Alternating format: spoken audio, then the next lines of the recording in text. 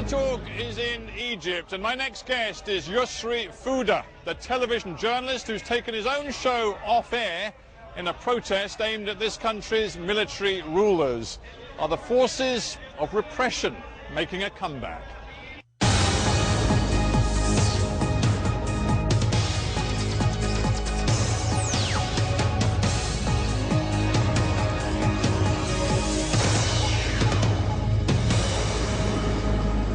Yusri Fouda, welcome to Hard Talk. Thank you so much, Steve, for having me.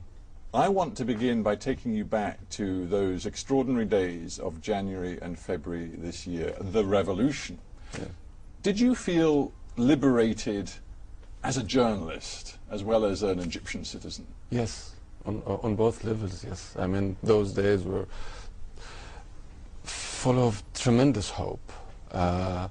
And you lived it minute by minute, and you see your people who, for such a long time, everybody believed that Egyptians are servile and they wouldn't revolt and they just having it lying down and so on. And to see it for yourself and actually be part of it was a moment of pride, great pride. And this idea that it was going to be a seminal sort of watershed moment for the media, I want to focus on what you decided to do after those days of revolution. You were very keen to establish, I think, a new form of journalism and base it on rigorous, challenging interviews, maybe not so dissimilar to what we do on Hard Talk. And you developed a program, The Final Word. Yes. Yeah. Did you really believe that the Egypt that had come from this revolution was an Egypt that was ready for no holds barred, rigorous, challenging questioning of the people at the very top, those in power? I will give you one example. The first interview that I did with two generals from SCAF. SCAF is the military council, which is in charge of the country after the revolution. I had some preliminary sessions with them discussing what it was going to be all about, and they were very receptive. They were a little bit edgy when it came to certain points, because at the time there were some very negative stories as far as they are concerned, including virginity tests, claims of torture, and the rest of it. And these weren't just claims. I mean, we now know these were true. Yeah. Yes, unfortunately, yes.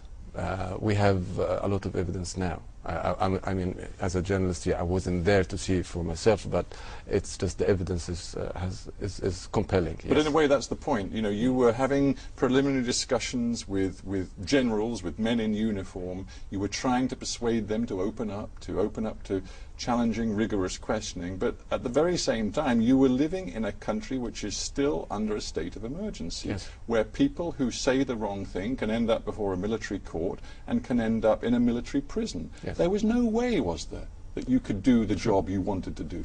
To a certain extent, that's true. But also, I believe that every single party in this country has been going through a learning process, including the army.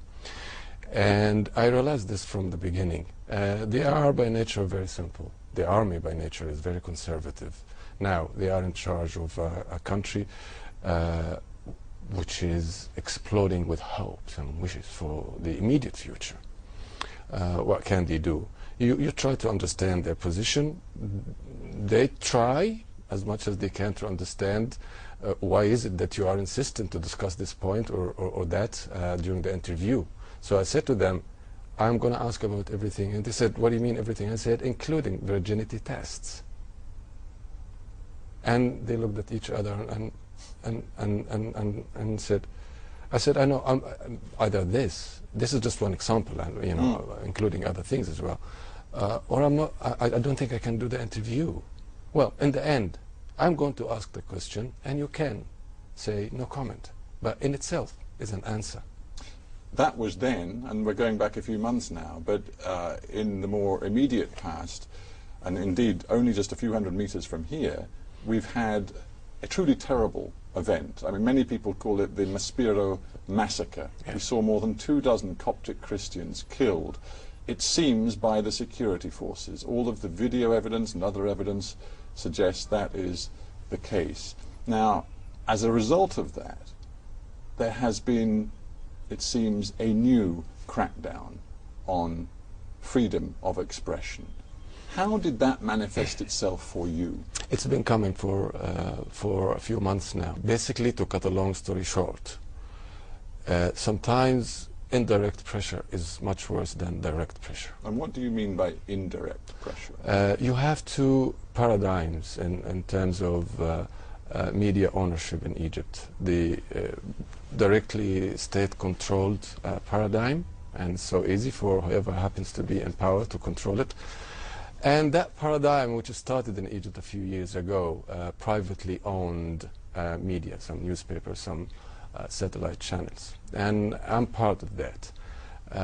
And we've been really struggling, whether under Mubarak or actually indeed now. The only difference between the Mubarak era and those few months after the revolution is that the Mubarak era got used to that, and they were a little bit more clever playing with the privately owned media. Now, I'm afraid you are going through the whole process over and over again with the military. Here you sit representing on TV, as you say, owned by one of Egypt's richest men, doing your interview show. After the Nispiro incident, you want to put together a show which analyzes the army's reaction, involving one of the leading opponents of the military regime, the writer Ala Aswani. The plan is there for the program, and then at the last minute you pull it. The program never happens. Why? There were some direct reasons, but also, to be honest, accumulation of so many things. I mean, that particular story started a day earlier when it was announced that two SCAF members, two military generals, were going to appear on another channel with two of my colleagues. So I called the head of the channel. I said, it's going to be a waste of time actually to go, because it goes almost at the same time, my show. Everybody will be watching. I would like to watch. So I announced on Twitter that we're going to repeat an old episode, because I would like everybody to have the chance to watch the generals. Tomorrow we'll have the analysis. And then I announced that Ala Aswani and Ibrahim Isa, who was actually one of the two colleagues interviewing the generals.